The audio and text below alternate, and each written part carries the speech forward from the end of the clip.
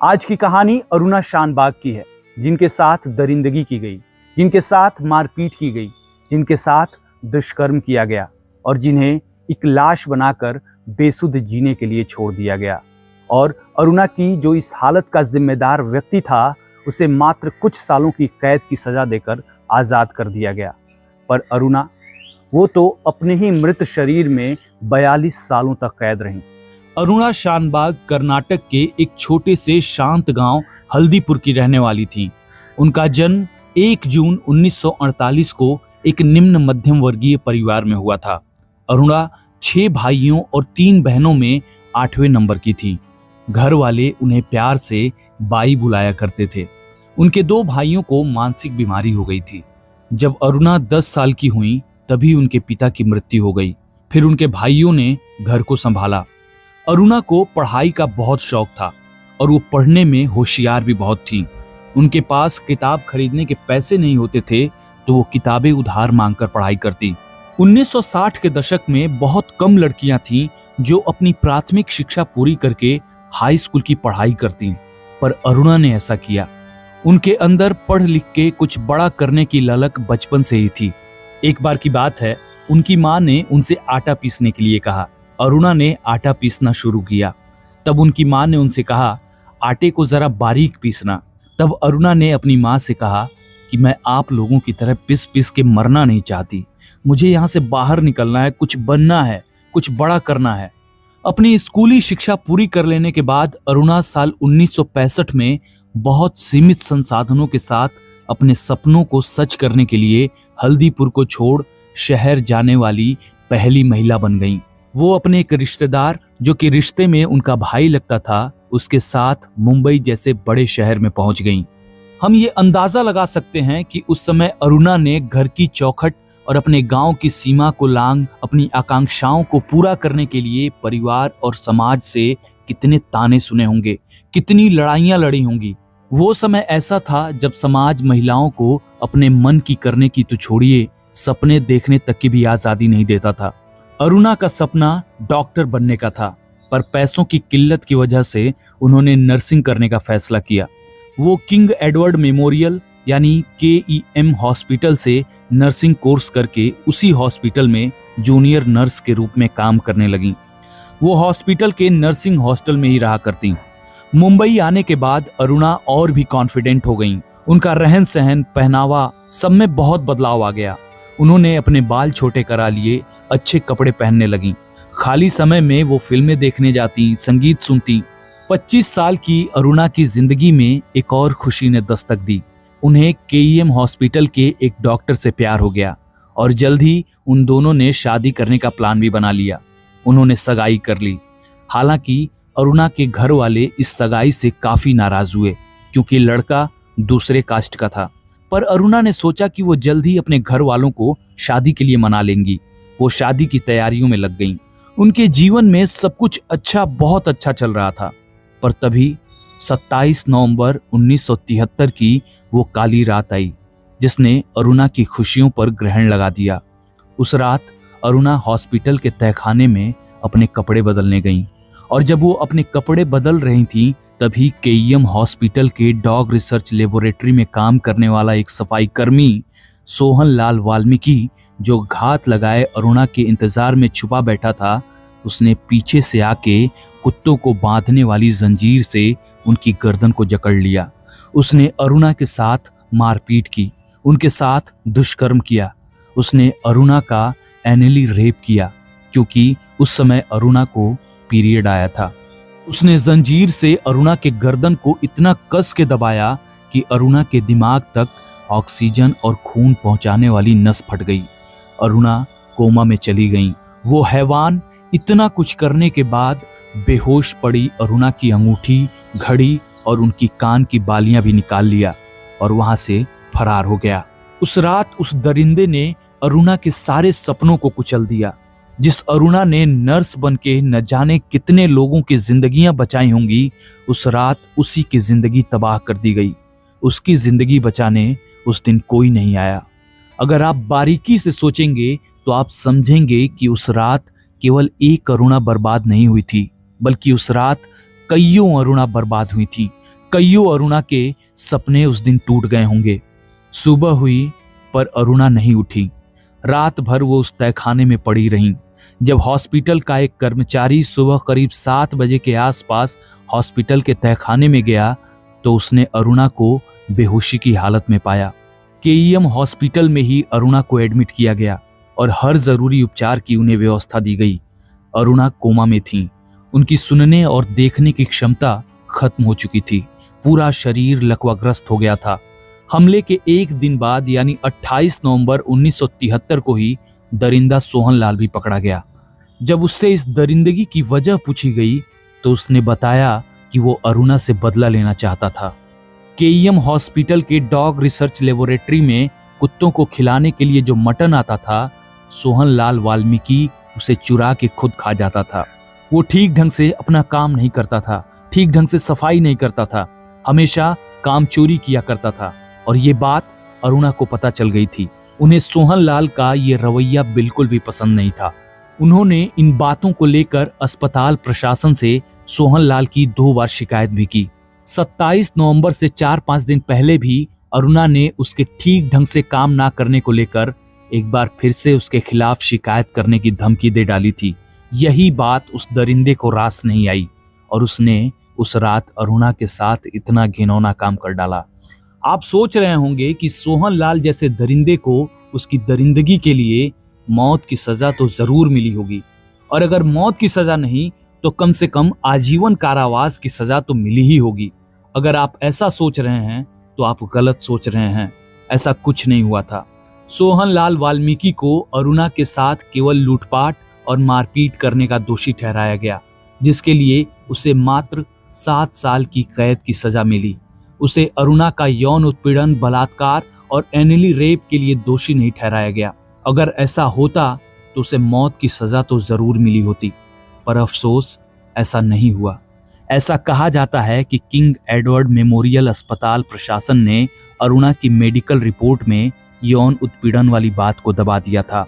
शायद ऐसा इसलिए किया गया क्योंकि अस्पताल प्रशासन को उम्मीद थी कि अरुणा जल्द स्वस्थ हो जाएंगी, और अगर वो उनके यौन उत्पीड़न वाली बात को बाहर ला देते तो उनकी शादी पर इसका बुरा असर पड़ता।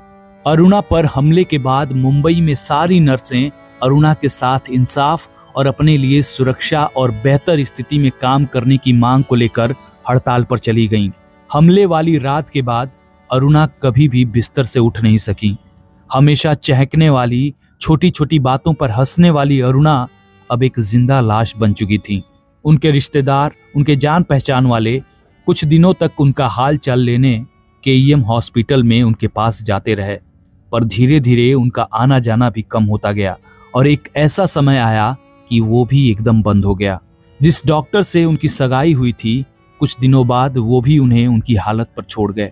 उनके सारे अपने उन्हें अकेला छोड़कर चले गए।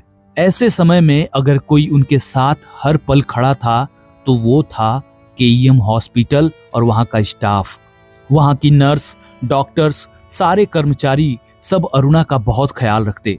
अरुणा की हालत ऐसी नहीं थी कि वो कुछ खा सकें, तो उनके भोजन को पहले मसल कर नरम बनाया जाता, फिर थोड़ा थोड़ा करके उन्हें खिलाया जाता।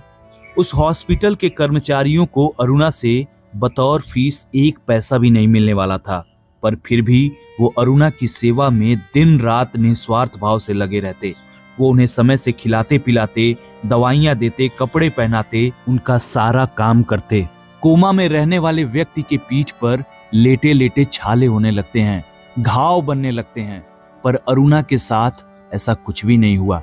इसकी वजह थी वहां के नर्सों की देखभाल। स्टाफ का कोई उन्हें कहानियां सुनाता तो कोई कविताएं सुनाता। यहाँ तक कि हर साल 1 जून को अरुणा का बर्थडे भी मनाया जाता। वहां की नर्स कहती थीं कि अरुणा हम में से एक है और हम एक माँ की तरह उसका ख्याल रखती हैं। अरुणा भले ही कुछ बोल नहीं पाती, हिल नहीं पाती, पर ऐसा कई बार लगता कि वो चीजों को समझती थीं। कई बार तो ऐसा होता कि वो रोने लगती, उनकी आंखों से आंसू निकलने लगते।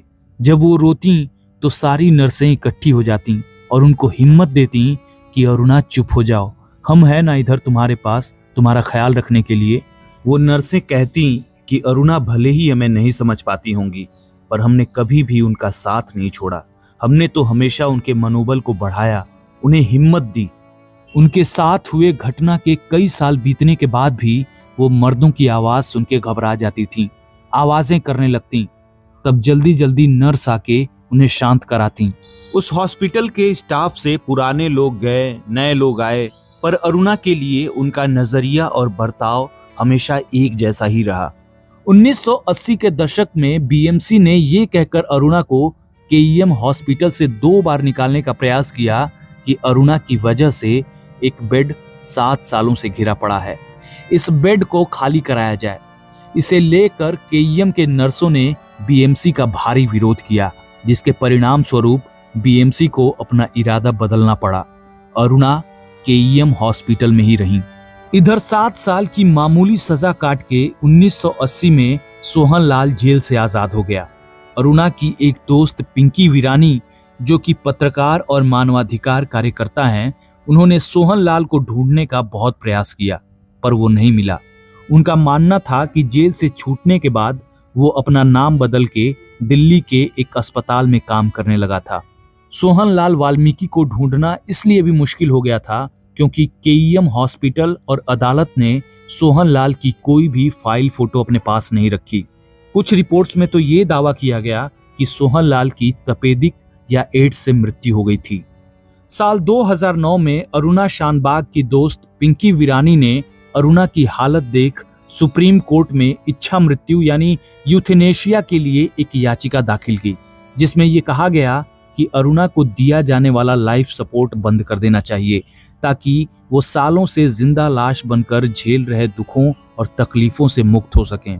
किंग एडवर्ड मेमोरियल अस्पताल के कर्मचारी इस याचिका के विरोध में उतर गए। उनका कहना था कि वो 36 सालों से निस्वार्थ भाव से एक बच्चे की तरह अरुणा की देखभाल करते आए हैं और जब तक अरुणा जीवित रहेंगी तब तक वो उनकी देखभाल करते रहेंगे। वो ये कतई नहीं चाहते कि अरुणा शानबाग को इच्छा मृत्यु दी जाए। 17 दिसंबर 2010 को सुप्रीम कोर्ट ने पिंकी वीरानी की इस याचिका को स्वीकार कर लिया और अरुणा की स्वास्थ्य और चिकित्सा स्थिति को बेहतर तरीके से जानने समझने के लिए 3 जाने माने डॉक्टरों का एक मेडिकल पैनल बनाया। इस पैनल के डॉक्टरों ने अरुणा की जांच करने के बाद ये बताया कि पेशेंट का ब्रेन डेड नहीं हुआ है और पेशेंट ने अपने तरीके से कई स्थितियों में जवाब भी दिया है। वो भोजन और दवाई भी ले रही हैं। इन बातों को ध्यान में रखकर 7 मार्च 2011 को सुप्रीम कोर्ट ने एक अहम फैसला सुनाया। सुप्रीम कोर्ट का कहना था कि पेशेंट के लाइफ सपोर्ट को बंद करने का निर्णय लेने का अधिकार पेशेंट के माता पिता, पति पत्नी, नजदीकी रिश्तेदार और करीबी दोस्त को जाता है, और वो भी डॉक्टरों और कोर्ट से अनुमति लेने के बाद। सुप्रीम कोर्ट ने कहा कि अरुणा शानबाग मामले में उनका कोई भी रिश्तेदार, खास दोस्त या परिवार वाला उनकी देखभाल के लिए आगे नहीं आया। 36 सालों से किंग एडवर्ड मेमोरियल हॉस्पिटल ही अरुणा शानबाग की बहुत जिम्मेदारी के साथ देखभाल करता आ रहा है और वो ही अरुणा का सच्चा और करीबी दोस्त है। अरुणा के लाइफ सपोर्ट को बंद किया जाए या ना किया जाए, ये निर्णय लेने का अधिकार सिर्फ और सिर्फ केईएम हॉस्पिटल को ही जाता है, ना कि पिंकी वीरानी को। तो केईएम हॉस्पिटल के कर्मचारियों की इच्छा थी कि अरुणा शानबाग को जीने दिया जाए, इसीलिए पिंकी वीरानी की इच्छा मृत्यु वाली याचिका को सुप्रीम कोर्ट द्वारा खारिज कर दिया गया। अरुणा शानबाग 42 सालों तक केईएम हॉस्पिटल के वार्ड नंबर 4 में जिंदा लाश बनकर पड़ी रहीं। 18 मई 2015 की सुबह निमोनिया की वजह से उनकी मृत्यु हो गई। आखिरकार अरुणा उन सारे दुखों तकलीफों से आजाद हो गईं जिन्हें वो कभी व्यक्त नहीं कर पाईं। आज तक कोई भी इंसान 42 सालों तक कोमा में नहीं रहा है, पर अरुणा रहीं। ये एक दुखद रिकॉर्ड है। साल 2015 में अरुणा की मृत्यु के बाद एक मराठी न्यूज़पेपर के पत्रकार ने सोहन लाल को जिंदा खोज निकाला। वो अपने पैतृक गांव बुलंदशहर के दादूपुर को छोड़ अपने ससुराल हापुड़ जिले के एक गांव में बस गया था। वो वहां अपनी बीवी और बच्चों के साथ रहता है। एक इंटरव्यू में वो अपने इस हैवानियत पर अफसोस और प्रायश्चित की बात तो करता है, पर अपने किए दरिंदगी और गुनाह को मानने से इनकार कर देता है। तो यही आज की कहानी थी। अगले वीडियो में एक नई कहानी के साथ जल्दी ही हमारी मुलाकात होगी। तो अब मुझे आज्ञा दें। मैं हूं यशदीप और आप क्राइम कहानी चैनल देख रहे थे। जय हिंद।